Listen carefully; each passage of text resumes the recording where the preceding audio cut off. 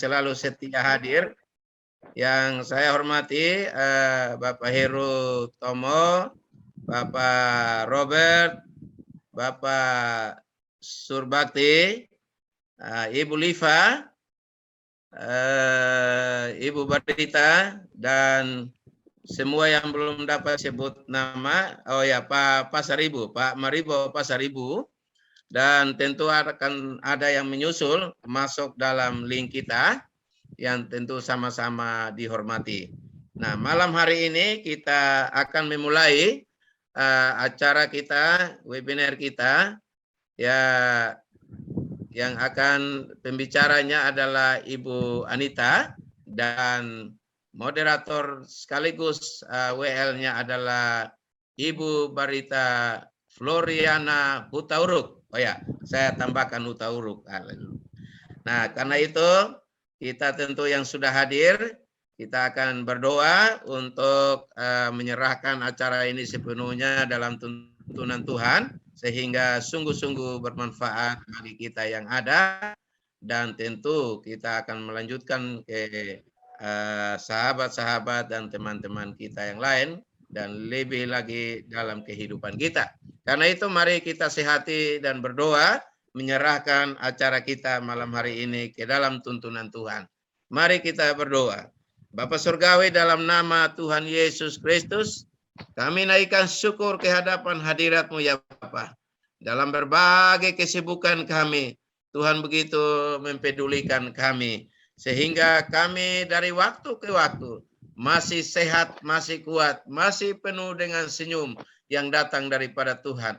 Karena itu Bapak, kami naikkan syukur ke hadapan hadirat-Mu atas jaringan yang ada, dan kami sudah boleh berkumpul untuk memulai akan webinar kami pada malam hari ini. Tuhan, inilah kami sekalian, mengurapi kami, dan hamba menyerahkan acara kami pada malam hari ini dengan tema fenomena dunia tidak dapat mengkarantina amanat agung.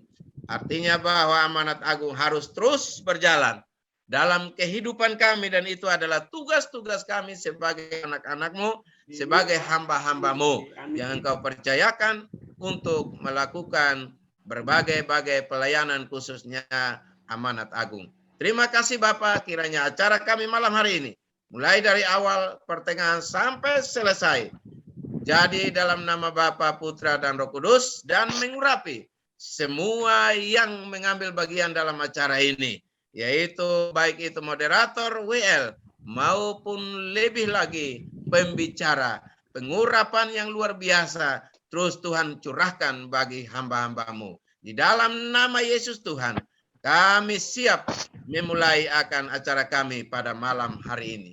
Haleluya. Amin.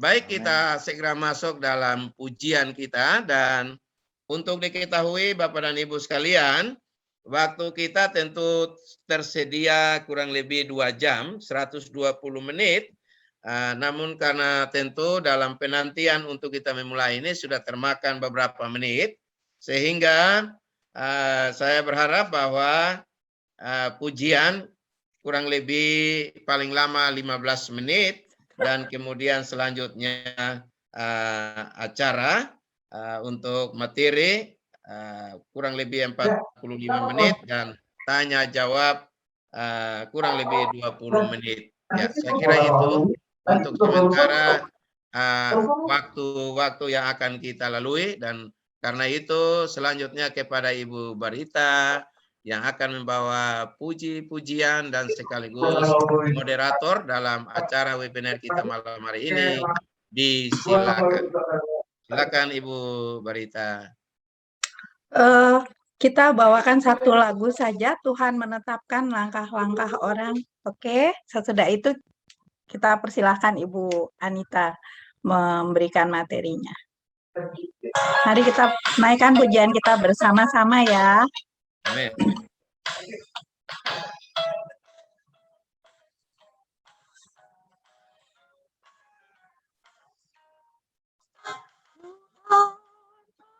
Menetapkan langkah-langkah orang, yang hidupnya berkenan kepadanya.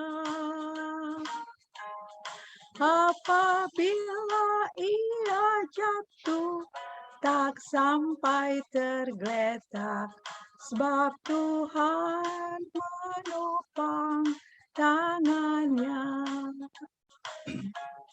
Tangannya, tangannya, sebab Tuhan menopang tangannya. Apabila ia jatuh, tak sampai tergeletak, sebab Tuhan menopang tangannya. Terima kasih. Silakan Ibu Anita.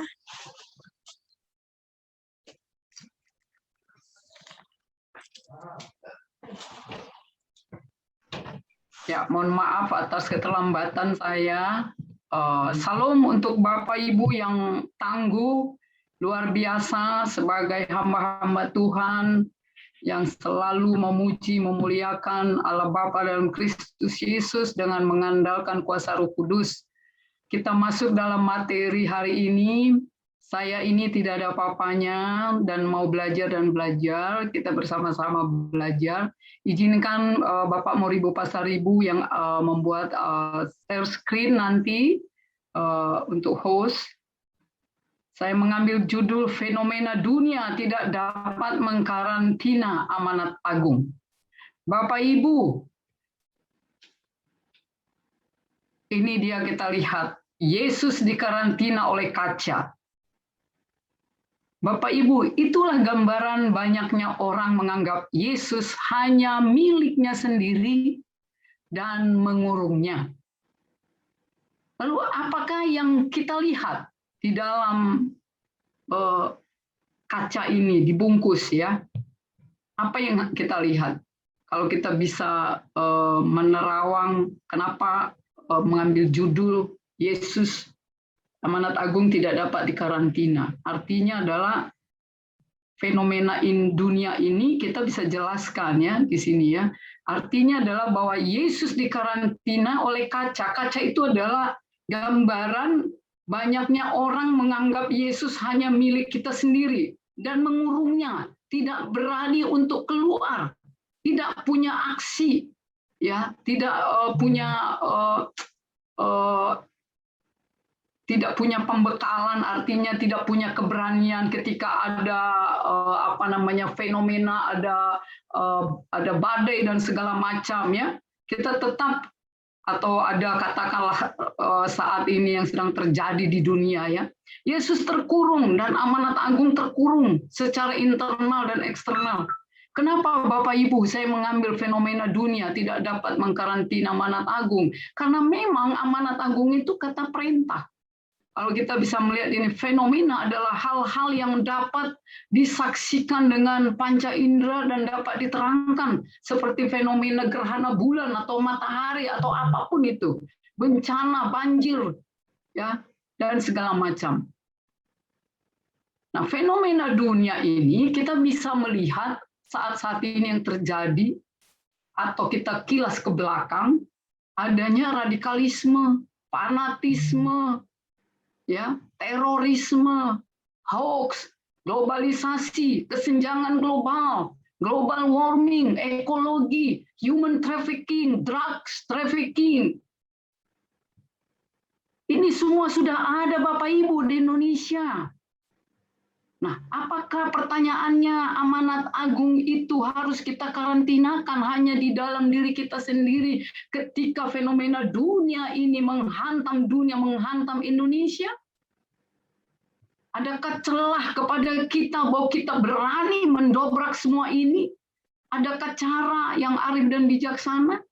Mari kita melihat Bapak Ibu, amanat agung dipahami sebagai sebuah perintah atau tugas yang sifatnya akbar, besar, sangat mulia, agung. Nah, pemahaman amanat agung ini biasanya mengacu pada Matius 28 ayat 18-20. Di sana dicatat perintah Yesus kepada semua orang yang berhasil dimuridkannya pada waktu ia akan naik ke sorga, yaitu supaya mereka semua pergi dan menjadikan semua bangsa murid Yesus. Karena ada dasarnya murid itu tidak takut, karena Yesus mengatakan bahwa Yesus memberi kuasa kepada muridnya untuk melakukan amanat agung itu. Sebagaimana kitab Injil yang lain, sesungguhnya amanat agung juga terdapat dalam kitab Markus 16:15-8, kitab Lukas, Yohanes, ya, kisah para rasul. Bapak Ibu udah paham semua itu. Bahwa semua amanat dalam rangkaian nats tersebut meminta semua murid dan kita oleh Kristus kita dikatakan pergi untuk menjadikan suku bangsa yang lain menjadi murid Kristus, atau dengan kata lain penginjilan dan pemuridan. Amanat agung itu merupakan suatu yang sangat penting, Bapak Ibu. Saya melihat sebuah penekanan yang sangat khas ya di dalam Rasul Paulus saat ini menulis kepada jemaat di Korintus. Kurang lebih natsnya kita lihat berbunyi demikian, sebab yang sangat penting telah kusampaikan kepadamu, yaitu apa yang telah kuterima sendiri. Itulah bahwa Kristus telah mati karena dosa-dosa kita. Kita sesuai dengan kitab suci. Paulus mengakui bahwa ia sudah menyampaikan sebuah berita yang menurutnya sangat penting, yaitu tentang berita kematian dan kebangkitan Kristus. Kalau diperhatikan berita tentang pengampunan Kristus ini selalu diulang di awal surat yang ditulisnya kepada semua jemaat. Berita ini menjadi sangat penting dan berada dalam prioritas pertama.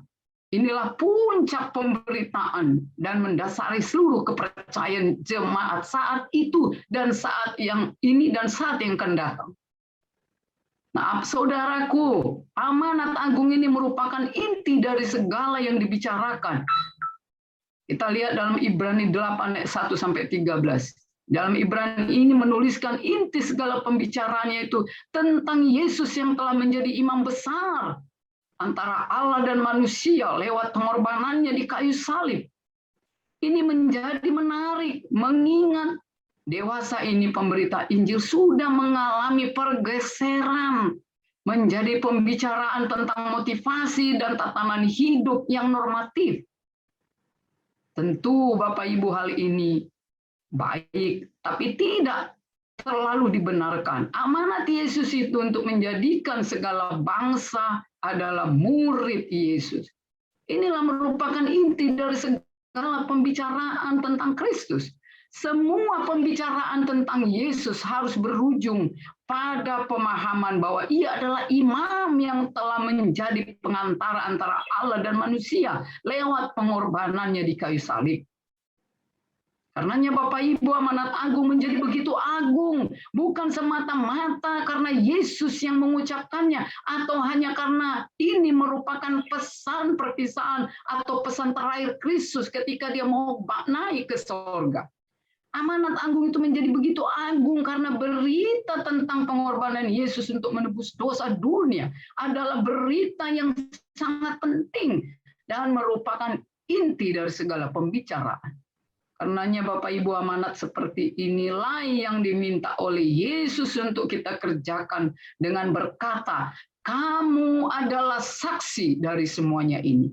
Artinya kita semua dari yang dulu, hari ini, dan yang akan datang, kita adalah menjadi saksi dari semua itu. Pembicaraan hidupnya. Saudaraku, mengapa kita melakukan amanat agung itu? Kita telah memahami mengapa kita harus melakukan. Karena begitu besarnya kasih Allah Bapa yang mengampuni dosa-dosa kita, kematian anaknya Yesus Kristus di kayu salib. Dia mengatakan sudah selesai. Maka itu respon kita adalah memberitakannya. Seperti dalam amanat agung ini. Tentulah dengan kuasa Roh Kudusnya. Bahwa ada dia mengatakan di ayat 18, kepadaku telah diberi kuasa. Roh Tuhan ada padaku. Ya, Yesaya 61 ayat 1 sampai 3 atau Lukas 4 ayat 18, ayat 4 sampai 18 ya, Lukas 4 ayat 18.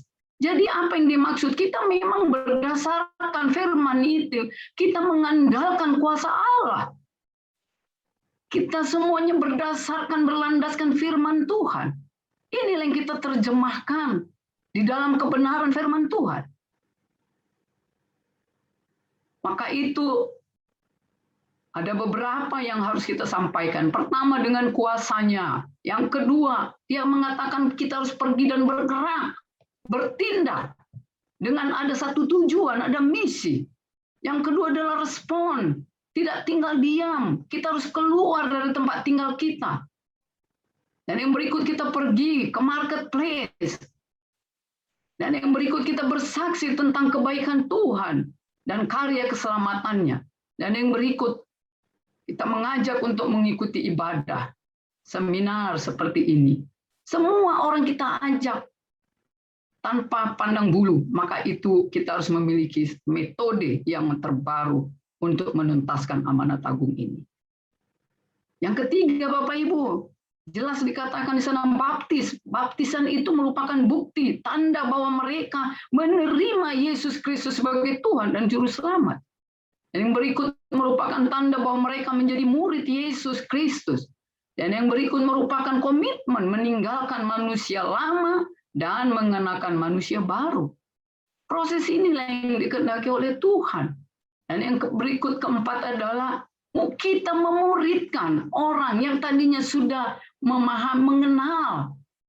Ya, mengenal Yesus pertama sebagai nabi, kedua sebagai pertama adalah sebagai orang Yahudi, kedua dia sebagai nabi, ketiga dikenal bahwa ternyata dia adalah anak Allah yang penuh kuasa, yang diutus untuk menyelamatkan umat manusia melalui kematiannya di kayu salib. Dan yang keempat, memuridkan itu dia mengatakan kita harus pergi mengajarkan dengan metode berbagai macam, boleh dengan metode EE atau lainnya. Dan yang berikut, kita harus mengajar mereka tentang firman Tuhan, serta aplikasinya. Dari kehidupan sejarah yang lalu, saat ini dan yang akan datang, itu tidak akan pernah berubah, tetap sama. Itu adalah perintah Tuhan. Lalu yang berikut, mengajari semua orang tentang konsekuensi jika tidak melakukan perintah Tuhan, yaitu amanat agung itu. Dan kita harus merangkul semua orang, apapun latar belakangnya, siapapun dia, apapun agamanya, etnisnya, budayanya. Lalu kita menghindari simbol-simbol agamawi. Karena kita berperang saat ini adalah karena ketidakkesetaraan agama, maka kita menjadi orang yang dikerdilkan. Yang kelima, saudaraku, kita dikatakan di dalam amanat agung itu, kita menerima janjinya. Dimanapun kita, kemanapun kita, dengan siapapun kita, dengan yang bagaimanapun sukarnya, dia memberikan janji kepada kita. Bahwa dia mengatakan, aku menyertaimu hingga akhir zaman. Dan yang kedua, dia penuhi kebutuhan dalam menjalankan misi. Walaupun kebutuhan kita itu adalah seminim mungkin, tapi Tuhan pasti membekali. Terkadang kita selalu rasa takut, apa yang harus aku perbuat ketika aku nanti akan penginjilan, tempatnya jauh, apa yang harus aku perbuat. Nah, ketika kita mengandalkan kuasa Roh Kudus, maka sarana itu semua akan diberi. Dan yang tiga, Bapak Ibu, berpikiranlah positif. Filipi 4 ayat 8. Itu yang kita harus sampaikan. Akhirnya apa yang baik, apa yang manis, apa yang sedap didengar. Kita harus menyampaikan itu kepada siapapun. Sehingga mereka itu bisa mendapatkan respon positif kepada kita. Jangan menggurui, jangan menghakimi. Jangan mengejar seorang itu. Tapi berita-berita kabar baik yang kita sampaikan. Dan pada akhirnya Tuhan mengatakan, jangan takut. Karena Tuhan membantu dalam segala kesulitan. Karenanya kesulitan-kesulitan ini, itulah yang kita dapatkan sampai saat ini. Inilah yang menjadi masalah para hamba-hamba Tuhan. untuk menjalankan amanat agung ini. Terlalu banyak penyekatan. Kita membungkus Yesus, mengkarantinakan Yesus dalam diri kita sendiri. Kita hanya memajangkan dia salib yang bergambar Yesus di dalam rumah. Tapi kita tidak menceritakan siapa Yesus itu. Nah, jadi murid Yesus itu Bapak Ibu. Kita melihat ada John Stott dalam bukunya itu yang berjudul The Radical Disciple, itu memberikan 8 karakteristik dari pemuridan Kristen. Pertama, non-konformitas. Yang dimaksud dengan konformitas adalah menjadi serupa dengan dunia. Seorang murid tidak boleh menjadi serupa dengan dunia yang ada di sekitarnya. Itu terdapat dalam Roma 12 ayat 2. Artinya Bapak Ibu, kita ikut mau memberikan penginjilan kepada mereka lewat budayanya. Kita menjadi garam dan terang. Tidak ikut-ikutan dengan budaya yang berbau mistik. Tapi kita adalah membawa pembaharuan bagi mereka. Kita hidup menggarami mereka, menyinari mereka. Tapi tentu dengan persahabatan. Yang kedua, Bapak Ibu, keserupaan dengan Kristus. Tujuan Allah bagi umatnya adalah keserupaan dengan Kristus. Dasar Alkitabiah keserupaan dengan Kristus diambil dari 3 buah. Yang mencerminkan cara pandang lampau. Jadi kita selalu kilas balik, selalu melihat yang ke belakang. Roma 8 ayat 29. Kepada cara pandang kekinian. 2 Korintus 3:18 dan menuju cara pandang masa depan yang penuh dinamika. Karena dinamika dunia ini selalu berubah dengan cepat. Tapi janjinya itu kita bisa membaca dalam 1 Yohanes 3:22. Dan yang berikut adalah cara pandang menunjuk kepada tujuan kekal Allah, yaitu surga kekal. Tujuan Allah dalam sejarah diubahkan oleh kudus. Dan tujuan eskatologis, kita akan menjadi serupa dengannya. Ini yang dikehendaki. Yang ketiga, Bapak Ibu, kedewasaan. Kita melihat Paulus berbicara tentang kedewasaan dalam Kolose 1 ayat 28 sampai 29. Kata kesempurnaan, teleios, muncul 19 kasih dalam perjanjian baru, 20 kali menurut Bible Walk. Kata teleios lebih cocok diterjemahkan sebagai kedewasaan, kedewasaan iman bila menyangkut tuntutan hidup kepada manusia. Itulah kedewasaan yang dituju. Sedangkan Matius 5 ayat 48b memang berarti sebagai kesempurnaan. Artinya mutlak karena menunjuk kepada Allah. Yang keempat, Bapak Ibu, kepedulian terhadap ciptaan. Ya, ciptaan Allah Bapa dalam kita hidup di dalam global Indonesia, dalam dunia ini menjadi satu kesatuan. Dalam penciptaan Allah mendirikan bagi manusia 3 relasi yang sangat fundamental. Yang pertama, Bapak Ibu, relasi terhadap dirinya sendiri. Sebab Ia menciptakan mereka dalam gambar dan rupanya. Kedua, relasi satu terhadap lainnya. Sebab manusia adalah makhluk yang majemuk sejak mulanya. Tidak ada yang sama. Memang Allah menciptakan tidak ada yang sama. Dan yang berikut, relasi terhadap bumi beserta segala ciptaan di dalamnya. Jadi Tuhan adalah yang empunya bumi. Dan bumi ini diberikannya kepada manusia. Untuk bisa kita mengelola bumi ini dengan tanggung jawab. Untuk menjaga dan mengembangkan bumi. Supaya bumi ini berkembang, anak-anak Tuhan. Berkembang segala ciptaannya. Tetapi kita sebagai pengabar Injil harus mampu menyampaikan kepada mereka untuk memelihara bumi sebagai bumi yang dititipkan oleh Tuhan kepada kita. Dan yang kelima, Bapak Ibu, kesederhanaan. Tuhan menuntut hamba-hambanya hidup di dalam kesederhanaan. Pola hidup sederhana merupakan gaya hidup yang pantas bagi kaum pemberita Injil.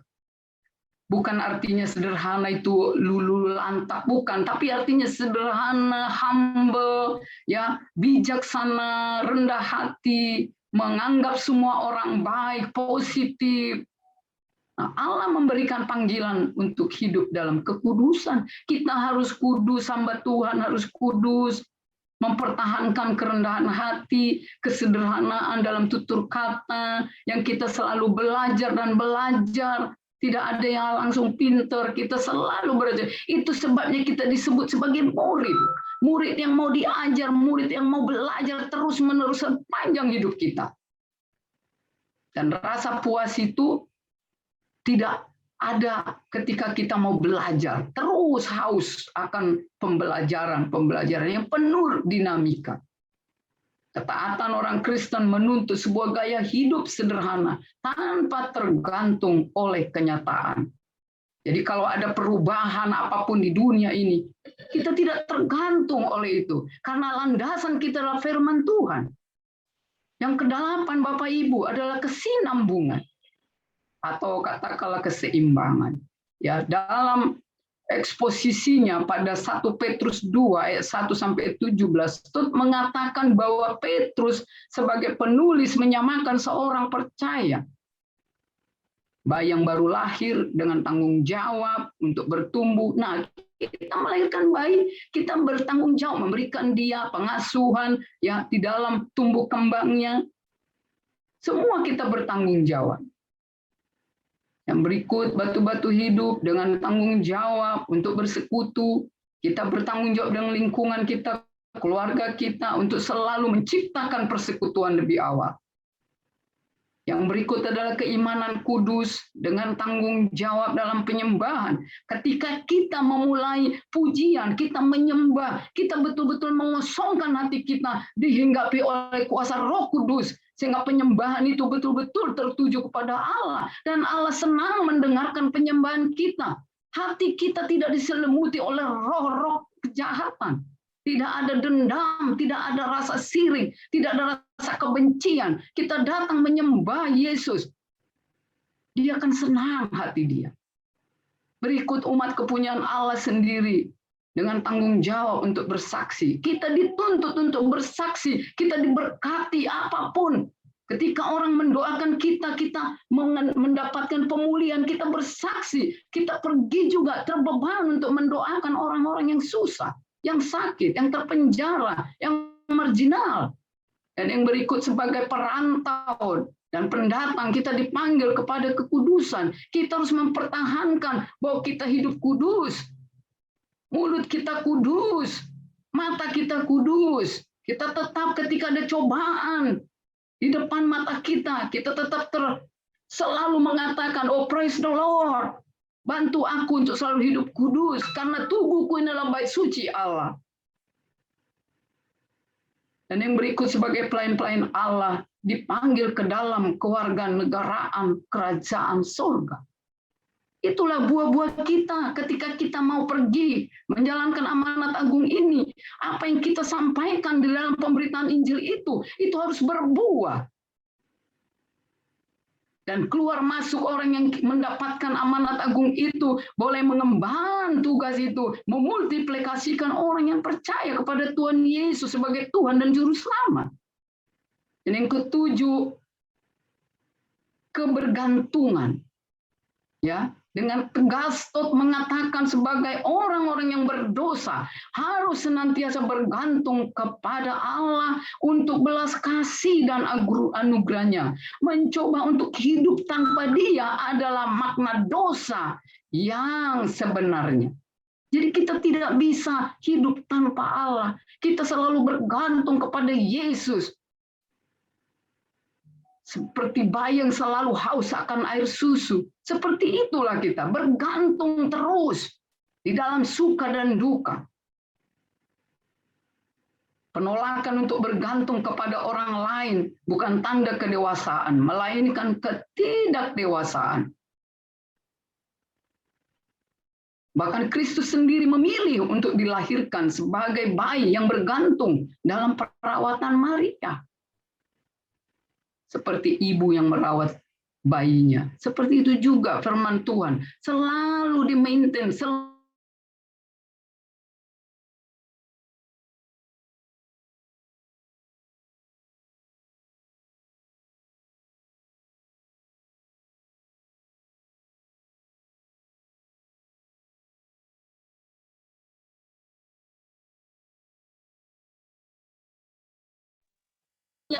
pengwahyuan untuk tahu akan hari esok tentang kematian si bla bla bla bla. Tetapi sebagai umat Kristen, dia menawarkan hidup yang kekal. Kehidupan yang utuh dan penuh bergantung kepada Allah Bapa. Tentu jalan menuju kehidupan adalah melalui kematian. Inilah salah satu paradoks yang paling agung dalam iman Kristen. Kematian Yesus itu yang menjadi kita agungkan, karena tanpa kematiannya kita akan keliru menjadi orang fasik yang akan masuk ke dalam neraka. Alkitab menyatakan bahwa kematian bukan akhir kehidupan, melainkan sebagai gerbang menuju kehidupan. Artinya orang-orang yang dahulu mati tetapi sekarang hidup. Jadi kalau dulu iman kita mati, kalau dulu perbuatan kita selalu karena ada sesuatu, karena ada efek samping kita berbuat baik, itu tidak diinginkan oleh Tuhan. Maka kita hiduplah di dalam kehidupan rohani kita yang sekarang diperbaharui, terus diperbaharui.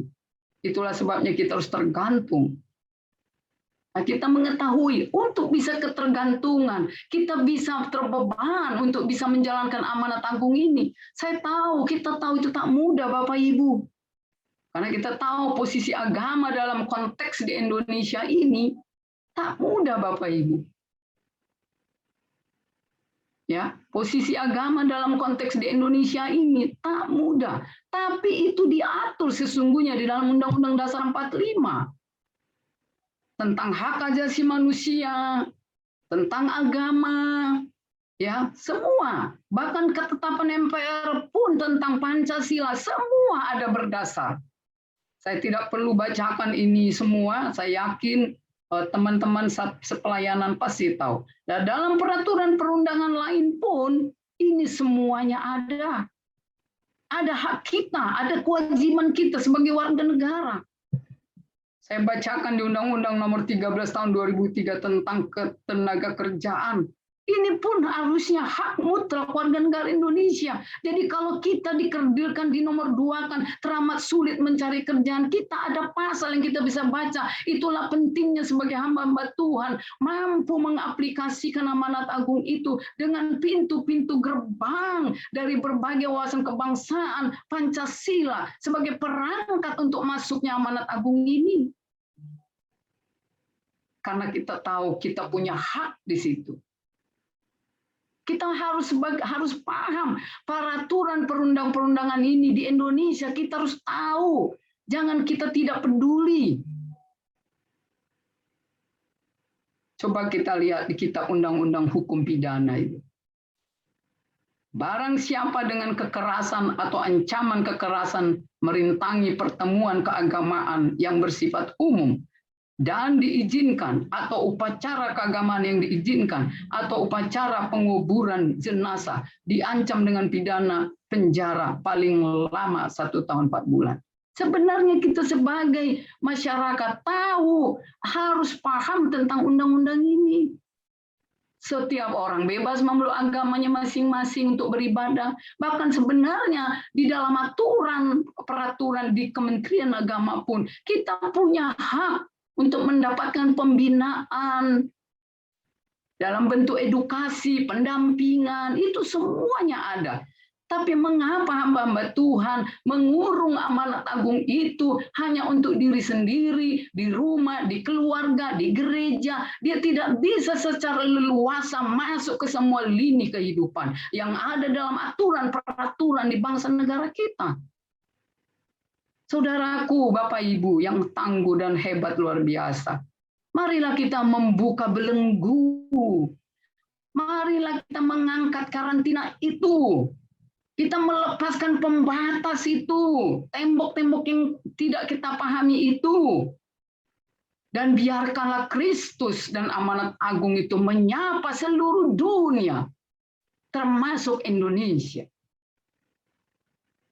Dan kita tahu itu tidak mudah Bapak Ibu. Untuk melaksanakan amanat agung di Indonesia taklah mudah. Karena kita tahu benar, seperti tadi materi yang pertama, hoax itu terlalu cepat didengar oleh masyarakat, ya.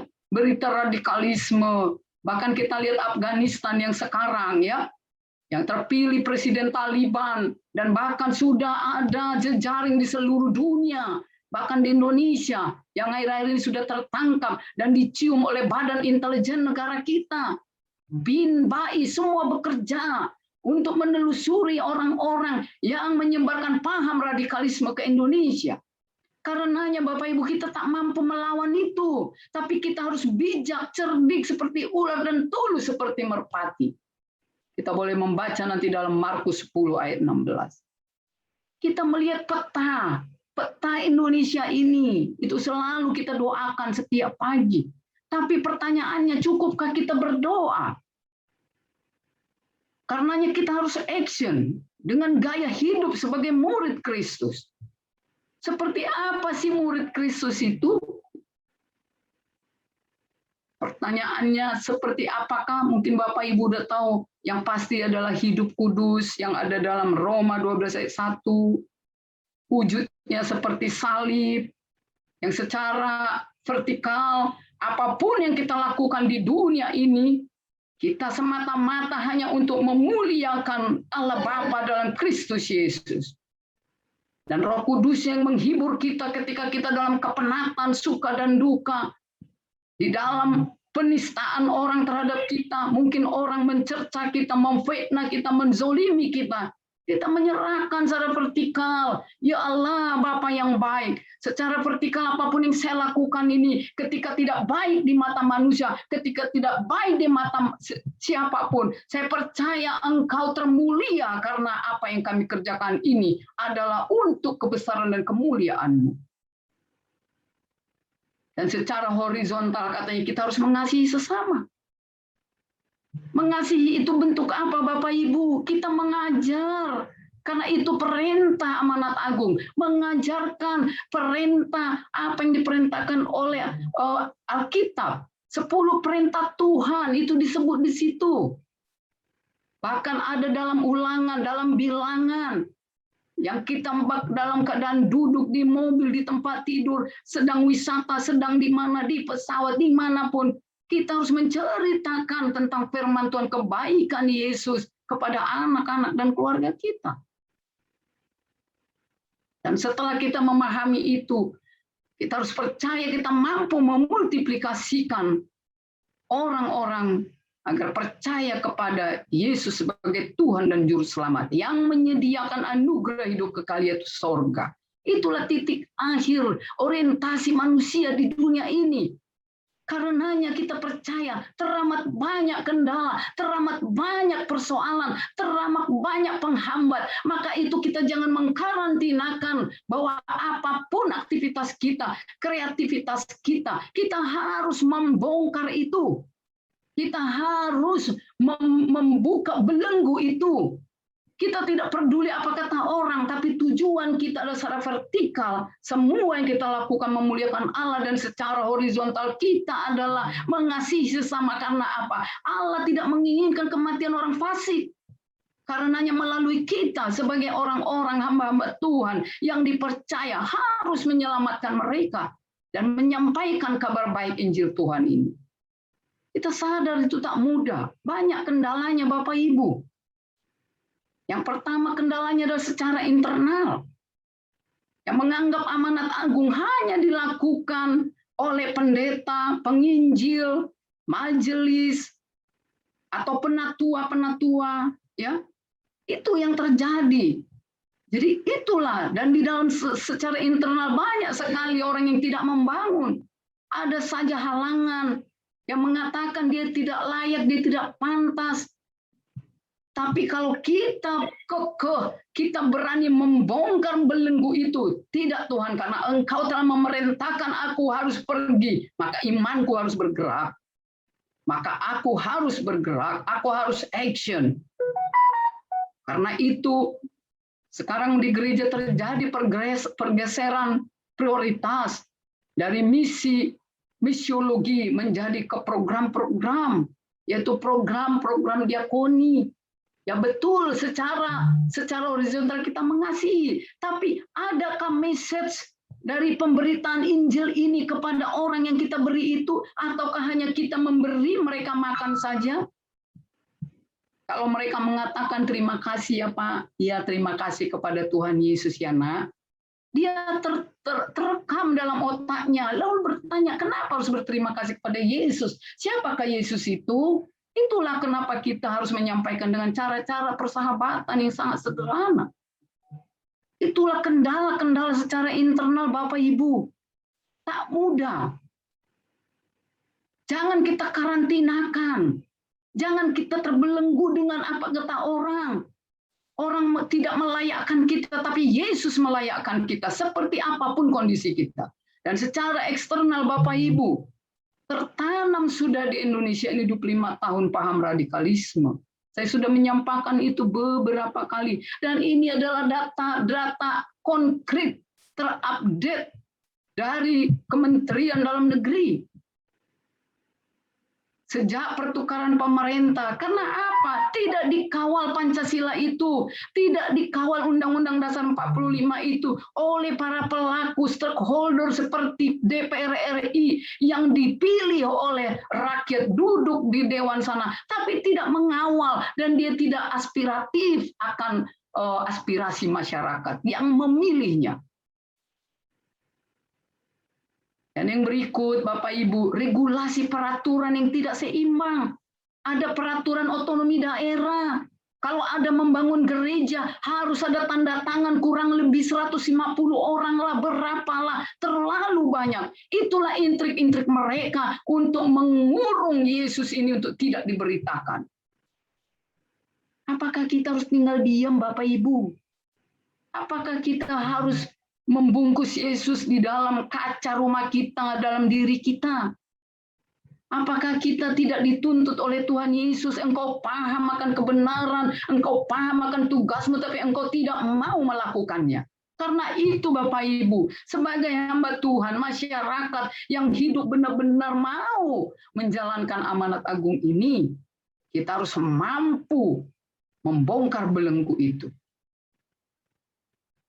Dan kita harus paham regulasi peraturan bangsa negara kita yang termuat dalam Undang-Undang Dasar dan Pancasila. Di sanalah berada apa tentang hak, kewajiban, dan tanggung jawab kita.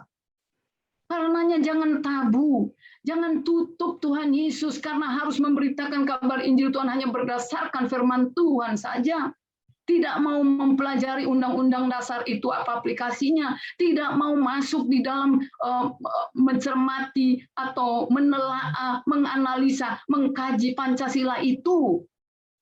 Padahal pejuang-pejuang dulu sudah merumuskan bahwa seluruh wadah aspirasi masyarakat berada kepentingannya di dalam wadah Pancasila itu. Itulah satu-satunya secara dunia untuk melindungi umatnya. Karena apa saudaraku? Karena nyata-nyata kita dipilih kasih. Kita adalah makhluk di nomor 2 kan, bukan prioritas untuk bangsa negara kita. Karena adanya tadi paham-paham itu. Kita melihat paradigma lama selalu mencurigai.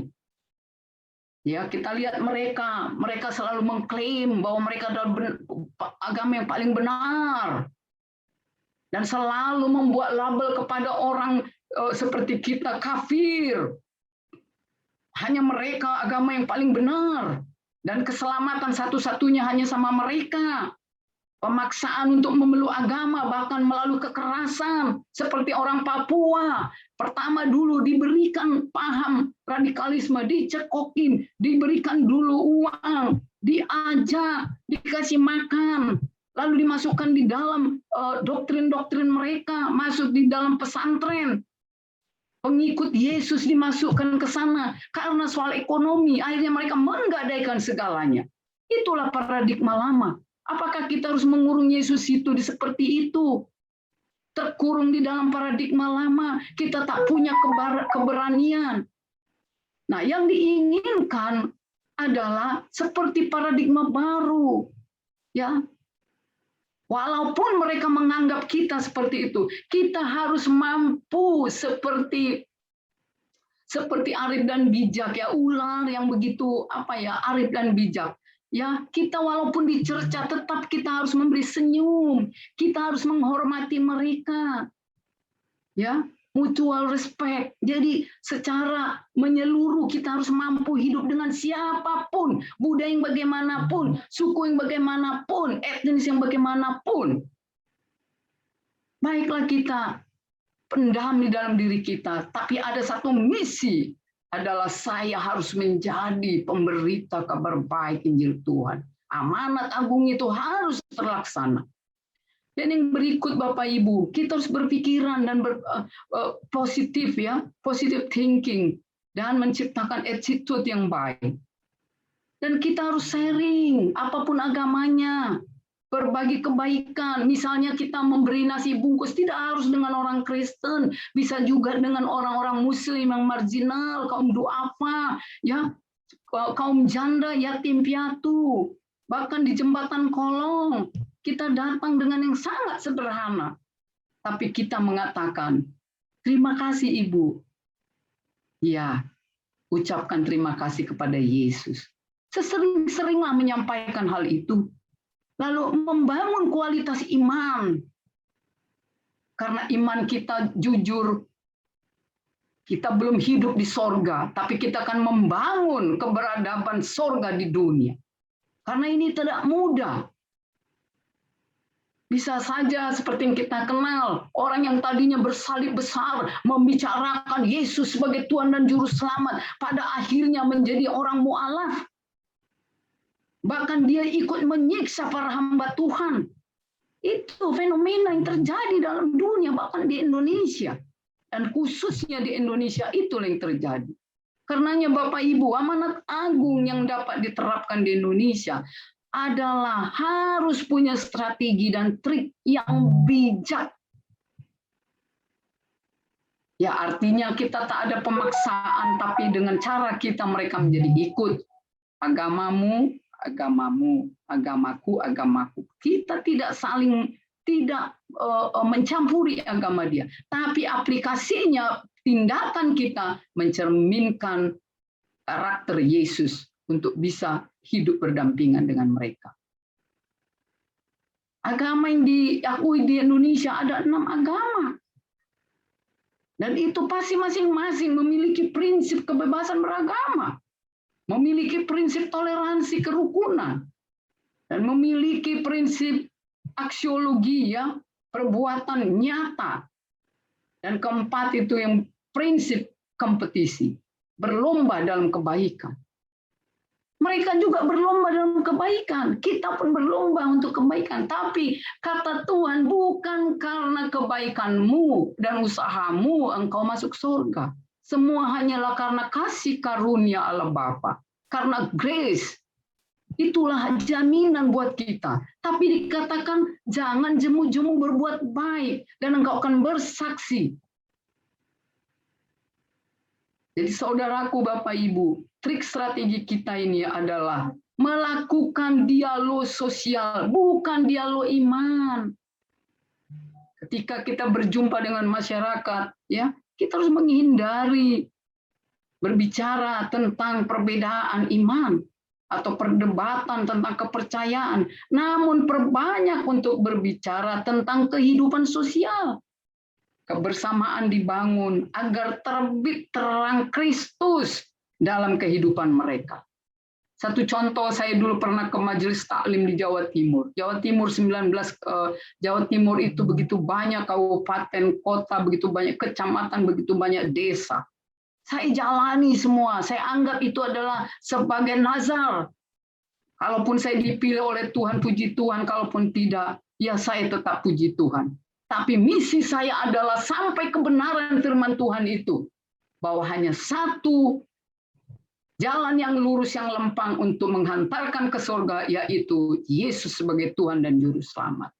Kita tidak boleh malu menyampaikan itu. Tapi itu kita sampaikan ketika melalui proses persahabatan, proses dampak sosial yang kita berbaur dengan semua.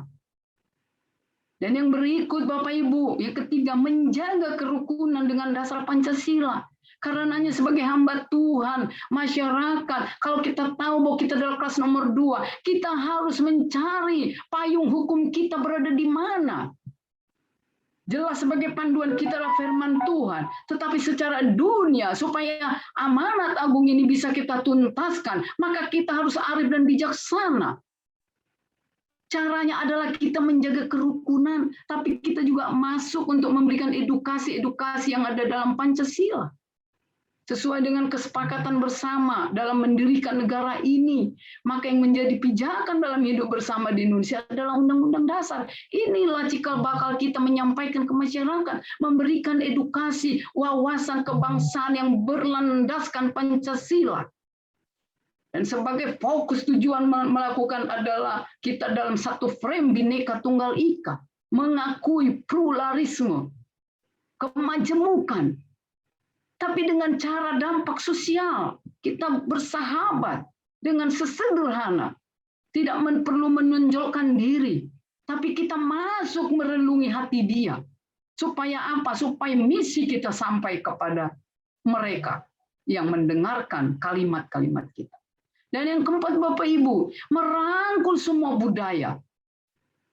Itu yang saya sering mengatakan, mari kita silent but action. Kita bisa melihat kalau di Jawa Timur ada pagelaran apapun itu, kita datang, tapi kita menjadi mutiara di sana, menjadi garam dan terang. Sehingga mereka tidak keliru. Ya, dalam budaya-budaya okultisme, kita menyampaikan pesta budaya yang berbasis kerajaan Allah bisa kita terapkan di bangsa ini. Contohnya Bapak Ibu, kita mendatangi Kementerian Pariwisata, kita menyampaikan proposal, kami mau bikin pesta budaya dengan judul mungkin Pujilah Allah dengan budayamu. Hargailah budayamu, maka budaya itu akan menjadi dipertontonkan oleh semua. Tapi budaya itu mencerminkan amanat agung, mencerminkan betapa Yesus yang datang ke dunia ini adalah tidak menginginkan kematian orang fasik, tapi dia datang untuk menebus dosa manusia. Dia tidak datang kepada orang yang tak berdosa, sebesar apapun dosanya. Dia akan mengampuni ketika datang bertobat, bersimpuh, duduk di bawah kaki salib Yesus. Kita menyampaikan itu dengan bahasa-bahasa universal. Dan kita harus merangkul semua budaya, baik itu budaya NTT, Papua. Saya pernah ke Papua. Saya juga melayani anak-anak kecil yang belum mengenal akan Tuhan Yesus sebagai juru selamatnya. Kita juga melayani ke rumah sakit. Pada saat sinode saya berkesempatan datang berdoa ke rumah sakit walaupun jauh. Tapi kita memberikan mereka cahaya Kristus. Sampai saat ini masih hidup bapaknya. Hidup di dalam sakit penyakit. Ya, penyakit ginjal, diabetes, liver. Tidak mengenalkan keselamatan, tapi mereka akhirnya mengenal keselamatan. Kita tinggalkan Alkitab, kita tinggalkan traktat, apapun itu yang bisa menjadi cikal bakal dia. Boleh dia baca untuk memahami siapa sesungguhnya Yesus. Maka itu metode itu boleh kita bawa-bawa walaupun itu buku saku. Nah, yang berikut Bapak Ibu yang kelima adalah penginjilan pribadi. Penginjilan pribadi ini sebenarnya sangat efektif di dalam menyampaikan amanat agung itu. Kita lihat murid Kristus tetap memiliki komitmen untuk menjadikan segala suku bangsa murid Kristus. Amanat agung ini disampaikan secara pribadi dalam kehidupan sehari-hari sesuai dengan kebutuhan. Jadi kalau kita datang ke tetangga, ya kita mau tahu, peduli. Ada orang yang baru datang atau apapun, itu sebabnya ada rukun warga. Kita boleh bersosial di situ, jangan apatis. Kita mau tahu, ya kita bisa peduli dengan lingkungan, dengan taman-taman, dengan tukang sapu, memberikan dia minum, walaupun sekedar roti.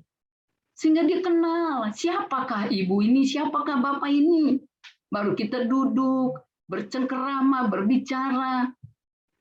Ya kita menyampaikan hal-hal seperti inilah penginjilan pribadi melalui persahabatan, mungkin lewat komunitas, lewat kantor kita.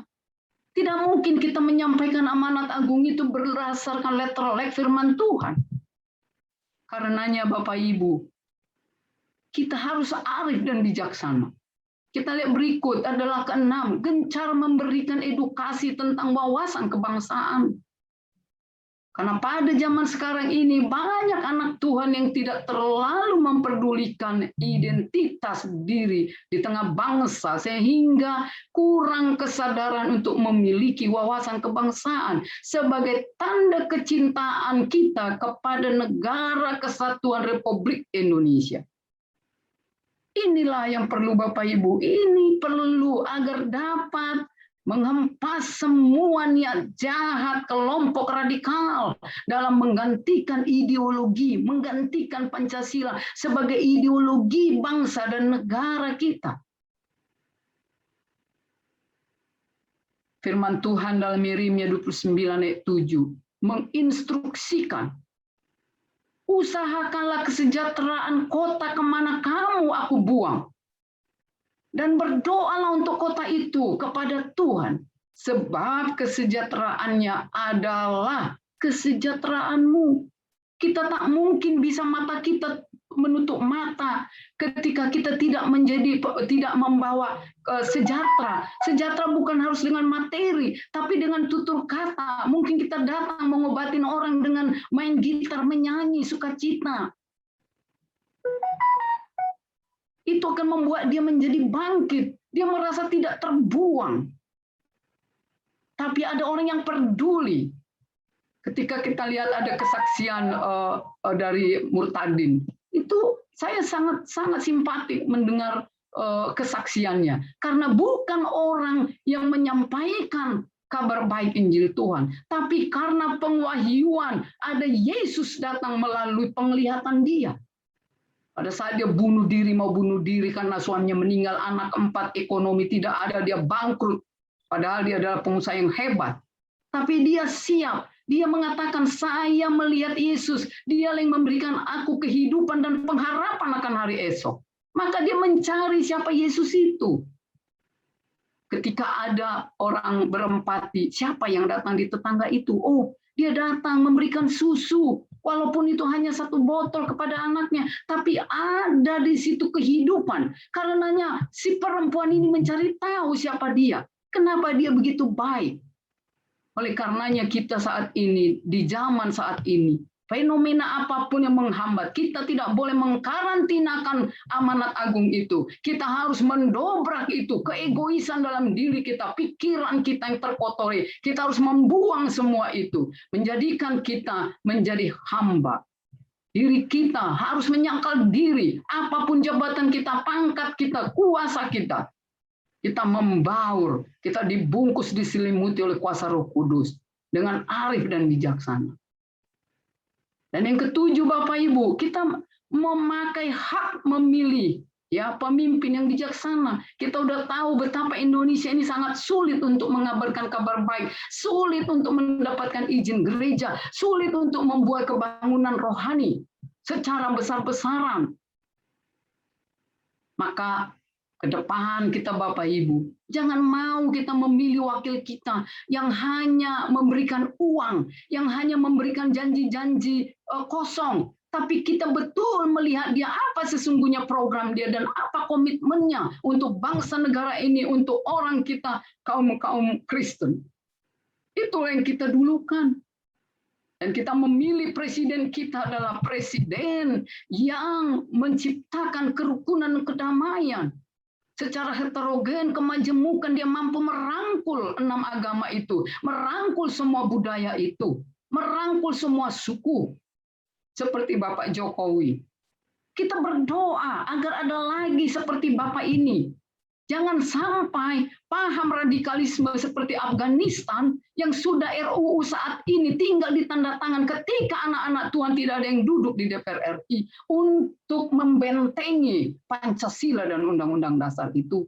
Maka itu sebagai hamba Tuhan kita semua, umat Kristiani, mari belajar wawasan kebangsaan. Mari kita di sana menyampaikan edukasi tentang ekonomi Pancasila, ya, budaya Pancasila. Kita bisa menyampaikan itu, amanat agung yang berlandaskan Pancasila. Karena dalam Pancasila itu ada bunyi bahwa kita adalah berdasarkan ketuhanan yang Maha Esa. Bukan menginterpretasikan ini kita, tapi tetap berdasarkan landasannya adalah firman Tuhan. Karena itu kita dituntut untuk arif dan bijaksana, merendahkan diri, ya, humble, terus paham semua akan regulasi pemerintahan, paham semua akan dinamika yang terjadi di bangsa negara kita, paham betapa banyaknya kementerian, di mana kita berada, mana payung hukum kita.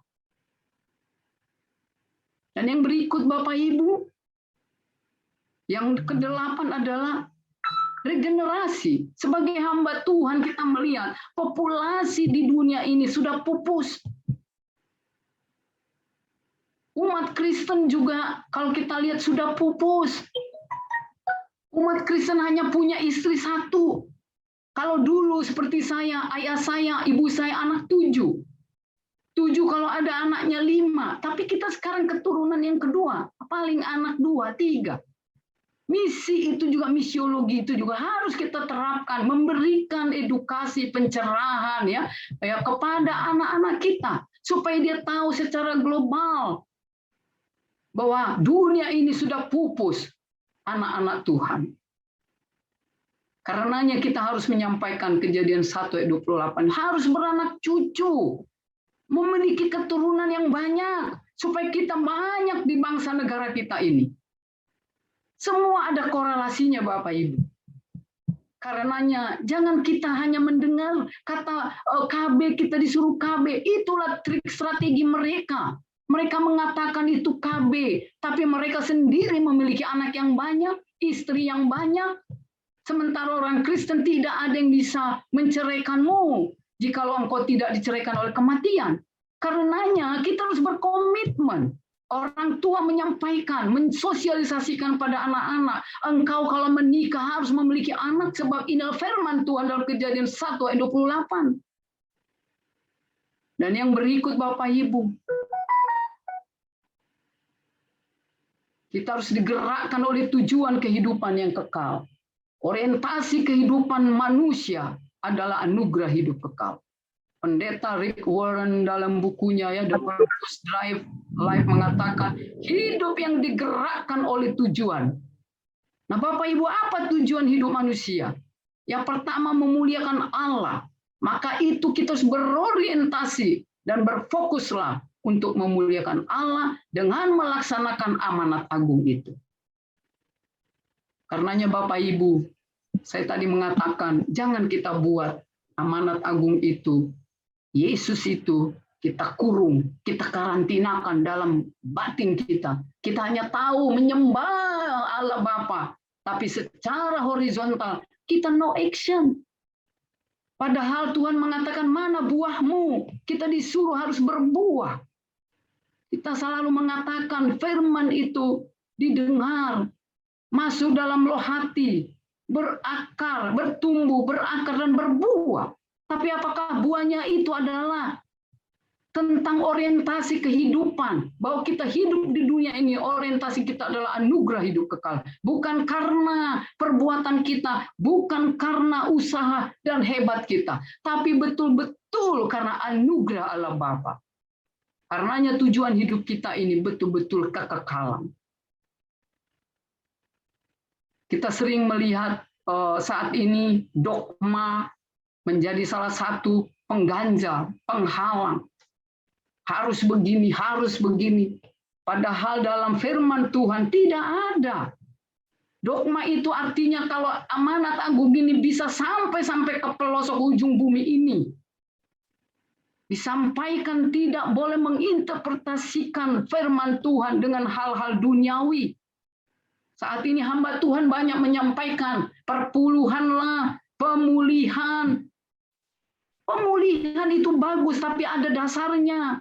Kalau dasarnya pemulihan, tapi dia mengatakan engkau terberkati, engkau harus memberi. Tapi dia bukan memberkati bagaimana amanat agung ini mampu sampai ke daerah-daerah. Karenanya kita bisa berpikir bagaimana sesungguhnya amanat agung bisa dilaksanakan. Tentulah harus ada sistem manajerial yang baik. Saya sering mengatakan itu, apapun kondisi kita, baik perusahaan apapun itu harus mampu kita manage dengan baik. Karenanya amanat agung ini memang harus dikendalikan kuasa Roh Kudus, orang-orang yang mampu memanage dengan baik. Demikian Bapak Ibu, maka itu Tuhan bilang hidup ini harus ada artinya dan harus jadi punya kesempatan, karena umur kita tidak bisa kita prediksi. Sepanjang kita hidup, marilah kita selalu berbuat baik. Selamat turut menuntaskan amanat agung dengan kekuatan kuasa Roh Kudus. Yakinlah kita bahwa Tuhan akan menyertai kita seperti janjinya dalam firman itu. Dan kita sebagai anak Tuhan jangan dikungkung tidak ada Tuhan karena ekonomi, jangan karantinakan Tuhan karena mobilisasi, karena suku, karena budaya, apapun itu. Berbaurlah dengan semua orang. Maka amanat agung itu akan terlaksana. Demikian Bapak Ibu, saya mengucapkan terima kasih. Saya menyanyikan satu lagu buat kita. Hidup ini adalah kesempatan. Hidup ini untuk melayani Tuhan. Jangan sia-siakan waktu yang Tuhan beri. Hidup ini hanya sementara. Oh Tuhan, pakailah hidupku selagi aku masih kuat. Bila saatnya nanti ku tak berdaya lagi, hidup ini sudah jadi berkat. Hidup ini harus jadi berkat. Demikian Bapak Ibu, saya terima kasih diberi kesempatan untuk menyampaikan tentang wawasan kebangsaan. Dan biarlah semua ini berkenan dengan Tuhan. Kalau ada hal yang kurang dan lebih, saya mohon maaf. Shalom. Shalom. Terima kasih Ibu Anita pemaparannya. Bagaimana seharusnya kita melaksanakan amanat agung, menuntaskan amanat agung tersebut dengan mau berbaur, bergaul dengan manis, dengan siapapun, tidak pilih-pilih kasih. Dipersilahkan Bapak Ibu kalau ada pertanyaan, karena waktu mungkin 3 orang dulu ya. Terima kasih, Bang. Selamat malam.